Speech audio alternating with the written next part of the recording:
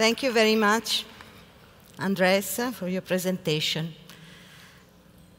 So, ladies and gentlemen, I'm very happy to bring you today my story, a story that I'm bringing all the way from Europe about a very concerning matter. It's about consumerism. So, let me say, at the beginning of this century, this guy, Zygmunt Bauman, one of the most significant social thinkers of our times, used for the first time the notion of liquidity to describe Western societies in the age of late modernity. And most of us in our old European continent were very superficial and very wrong by interpreting Bauman's liquid society, the theory, as a kind of nostalgia for the previous stage of Western modern society. That is to say, an early modernity characterized by a rational, well-organized, stable, solid system whose foundation was based on the perpetuity of immutable principles and values. And I would be very cautious in indulging in any sort of nostalgia for that kind of solidity, since one is actually forgetting that those kind of societies were very hard, rigid, and therefore very fragile societies. Societies that were run by a deeply aggressive ideology. And we shouldn't forget that the presumed solidity of the 20th century's Western system was in reality the result of the disgregation of colonial imperialism. It was the firmness proclaimed by charismatic chiefs, but also tyrants, who used to, with their loud voices, to ignite the bellicosity and the thirst for revenge of deeply impoverished and totally subordinated masses of people. We know today that those papier-mâché solid constructions generated some of the bloodiest wars of all times, and please let us not forget that during the last century, 70 million people died, 40 million only in Europe, because of solid bellicosity. But if we zoom into Europe at the middle of last century, into the wasteland left behind by the two world wars, we see that at that point, the sun of a new age rose, and it was the sun of the age of mass consumerism. It was a new and happy ideology, and it was singing and dancing boogie-woogie. And we joined the dance floor with no reluctancy. We also bought that ticket to the paradise called American Dream, that we learned about in Hollywood movies and tasted in Coca-Cola and Marlboro cigarettes. And that was really the beginning, I think, of our late modern liquid society, a society dominated by mass media and the mass market's new ideology, an ideology that by its very nature needed to become fluid, soft, and persuasive in order to seduce people and make them dream. The myth of consumerism was thus established as an egalitarian utopia of social mobility, work flexibility, social elasticity, because only such a pliability would have been able to absorb the booming impetus of an economy that was supposed to grow at exponential rates forever. In less than half a century, mass consumption, economy, and culture expanded globally. The long wave of the liquid mass society became a flood that submerged whole nations across continents. The only problem is that today, the debt-driven hyper-consumerism fever on one side and the so-called creative, speculative financial economy on the other side have together transformed whole countries into swamps of new poverty. Today, our liquid societies are not able to embark the tsunami of the global financial disruption provoked by some, actually very few, centers of financial power that for the last 3 decades have been sharing only among them the profit of rampant speculations, most of them based on negative ecological and social balances. Our liquid societies are floating, drowning in an ocean of debt. States cannot shoulder their own, much less the other states' default, provoked by brainless financing. And when they suddenly introduce their austerity measures, the scary asymmetry of such obnoxious unfairness is becoming evident for the many people and is provoking, on one side, depression, on the other side, unrest and turmoil, from west to east, from north to south, on our globalized planet. Politicians and economists are yelling and evoking growth. We need growth, otherwise we are lost. But Lady Growth is popped out. Okay, so what? What can we do? Dive into despair, drown into prophecies? Absolutely not. Because our liquid societies, exactly because they aren't solid and rigid constructions, they hold within themselves a crucial fundamental quality: resilience.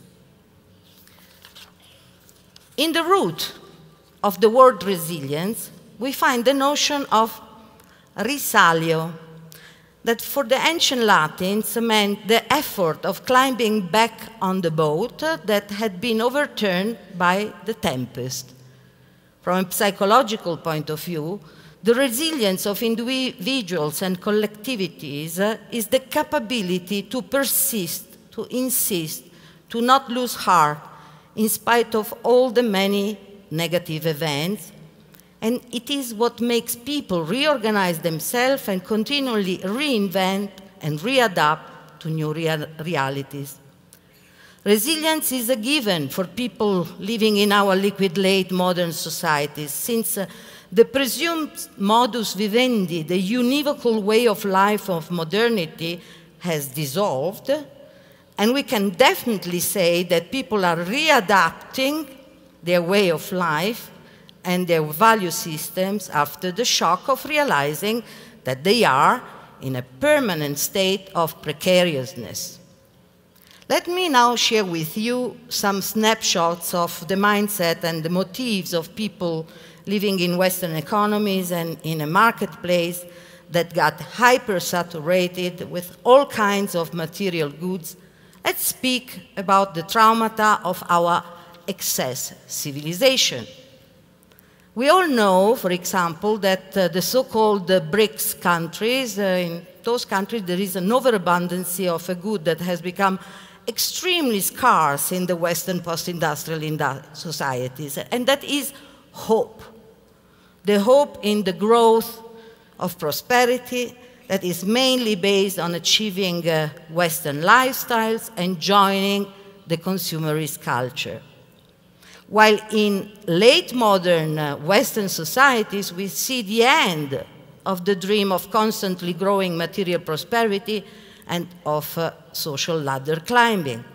This was the dream of John and Jane Doe when they were, until quite recently, still identifying themselves as members of an increasingly wealthy middle class. For them, the Damocles sword of the next energy crisis and the soaring cost of basic foods and of their children's education and of healthcare has become a serious problem. They have noticed that the bursting of the speculative bubbles, as well as every cut to the welfare, has also left deep holes in their own pockets. They know that our planet Earth is seriously sick. They watch wars and climate disasters on televisions. They see new waves of migrants floating into their countries, and suddenly They feel that everything is one way or another interconnected. Thus, the life of John and Jane Doe has changed abruptly and quite unexpectedly. Concerns about their standard of living are added to private crises, which are accelerated by the decline of the traditional family model and the dissolution of obsolete gender stereotypes. In view of the economic, social, and environmental turbulences of our time, our previous lifestyle aimed at material, ephemerally hedonistic, and irrationally entertaining consumption can no longer provide the security they desperately need today. Okay, let's talk now about what could be regarded as the four main consumer psychological patterns that drive the different ways people are activating their resilience capability through consumption. And please let me alert you, standard behaviors don't exist, that's obvious, but even so, we can orient ourselves by following the wisdom of Carl Gustav Jung's human character archetypes theory. The first sensuality-driven consumer pattern is today the I want to have more, I want to have it cheaper, and is related to the reckless, hedonistic, warm-blooded, sensual character. It is the character archetype on which our excess civilization is based, and it drives the dominant pattern of all those social realities still defined by a low rate of social awareness, which are still dominated by the classical consumerism's basic instincts. These consumers don't care if goods are made in China, Bangladesh, or Brazil, if they are made in sweatshops or by exploiting children's labor, nor if their manufacturing is hoovering up our scarce and finite planet resources. They only understand that these cheap products are precisely what enable them to more or less maintain their standard of living despite a declining real income. And this is the typical pattern we find in those societal groups that are still mainly dominated by the persuasive power of traditional mass media, with TV in the central position. We must be aware that this command for cheaper and cheaper, more is not enough stuff, brings today the efficiency of large-scale based industrial mass consumption system into big troubles. Because when consumers just go for more of the cheapest offerings, they drive down not just goods production unit costs and product quality, but also drive up the collateral cost of fewer safety precautions, larger ecological footprints, and more indignity for the workers. This kind of consumerist pattern will persist until prices deflation will inexorably hit bottom, while people's purchasing power will fall through the bottom.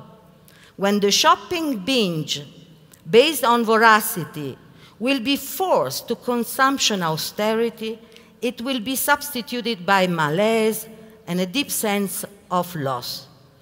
At that point, aggressive and panic-driven consumer behaviors might rise. On the other hand, this kind of consumer would be the best ally of the third industrial revolution proclaimed by thinkers as Jeremy Rifkin and by adherents of natural capitalism, because if we would make it in time to reconvert our whole industrial mass market system into a green real economy, this kind of consumer would be the #1 green consumer. Although I must say that the precondition of such a shift would need design, the design of beauty, pleasure, desirability, embedded into a new generation of sustainable product offer, The design of a new aesthetic, of such a new ethos, would be the conditio sine qua non of such a conversion. The second resilience pattern is based on rationality. To this category belong consumers that only buy what they have been investigating, examining, comparing, and value matching against all possible goods on the marketplace. And those are the most shopping-reluctant consumers. If consumers of the first categories I previously described are driven by shopping bulimia, consumers of this category are affected by shopping anorexia. They are kind of consumers who are not so much impressed by advertising campaigns and any other marketing technique, but eventually always notice the discrepancy between the promises of advertising wonderland and their asymmetry with the real world. They are the professional consumer who consistently turn their attention to quality-price ratio and of what they eventually are still ready to buy. And furthermore, these kind of consumers are not on their own when they go shopping. Thanks to the social media, they exchange their knowledge and expertise about what to buy and form alliances with others for smarter consumption. They are the watchdogs of consumer goods marketplace, and they are the ones that whenever a new scandal happens in the consumer goods business are activating their word-of-mouth propaganda, and by doing so, they can destroy brands overnight that are not behaving in what they consider a correct way. All what they do is very right and very true, but also very wrong, because the counterpart of such a rational evaluating approach is not a rational economic machine that one can fine-tune through rational principles today. Economy in times of crisis is a deeply unreasonable machine. The third, sometimes considered to be a more evolved consumer pattern, is based on feelings, on sentiments. That is an empathic approach, and they choose what they buy from a values-driven perspective. And this is the category of consumers that, for example, have today also identified as the culprit of the injustice of our world, globalization and delocalization. They are the consumers who try to reduce the effects of the crisis shock by going back to the purchasing of local products that support local communities.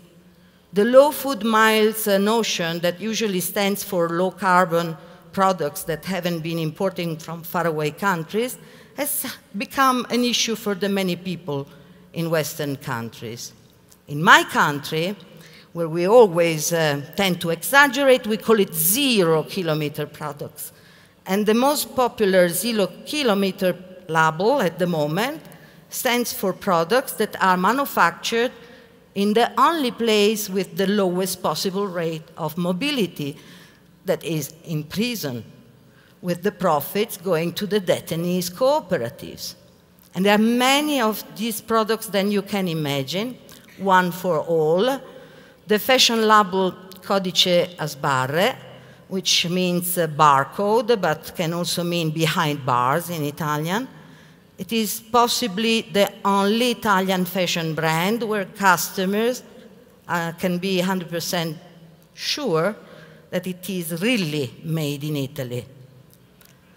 But apart from Italy, today we see people in most of our Western countries joining together armor with rakes and hoes and seeds in order to use the smallest patch of disused land in the city on their roofs and balcony to grow chicken and vegetables.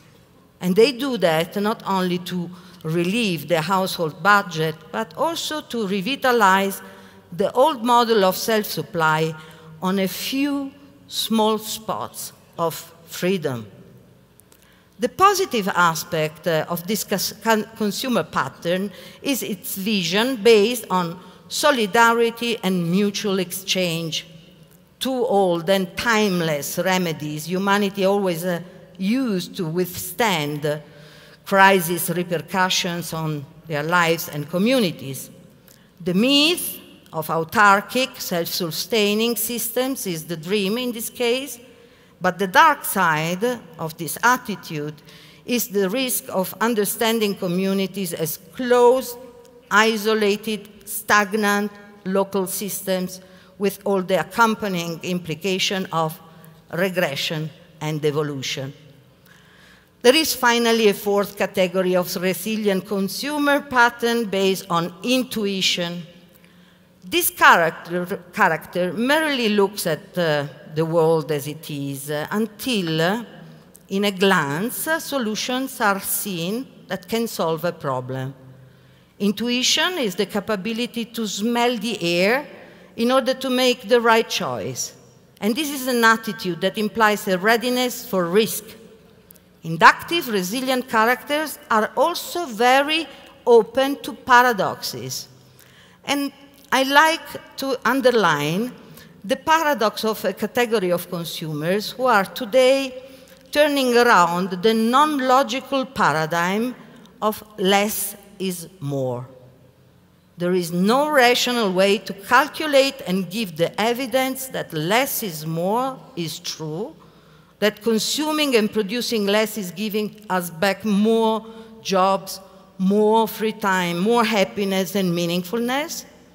Less is more is simply based on the principle that not everything that counts can be counted, and not everything that can be counted counts. Albert. To this category belong all those individuals and communities that are designing new models of prosperity, new ways of life, and new style of thoughts.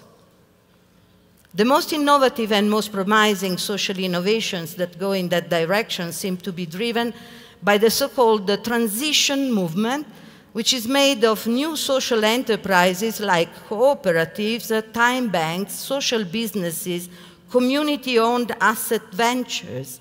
Millions of individuals, groups, and organizations are busy worldwide in redesigning ways of life, but also new business models to qualitatively produce and globally share resources. Resources such as energy, matter, time, skill, software, space, or food.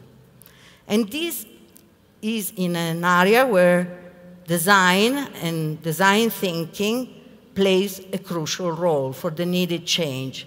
Because design, same as art, is mainly based on the inductive capability of producing new visions of possible futures. The resilience of all kinds of social innovators and avant-crafters who are worldwide persisting in making things turn to the better with the same strength of water streams or water drops is what gives us hope for the future we thought we had lost. So, ladies and gentlemen, let me conclude by giving you a bit of the latest news. The last act has begun in the Odyssey of consumption, the return of Ulysses to Ithaca. Because just as Ulysses, after his long wanderings and encounters with too many beguilements and illusions, also people today, after having almost drowned in the ocean of so many consumerist fleeting seductions, delusions, and disappointments, are also resiliently making it to reach the shore of a promising island made of enjoyable, reasonable, lovable, and innovative sustainable futures. The era of excess civilization is finished. It must finish. That party is over. We know that it must be over. But a new feast can start that is rich with happiness, but respects frugality. Consumerist societies have to learn this and apply a little and simple insight if they want to survive. Consuming less, conjugated with consuming better, actually, let's say, the best.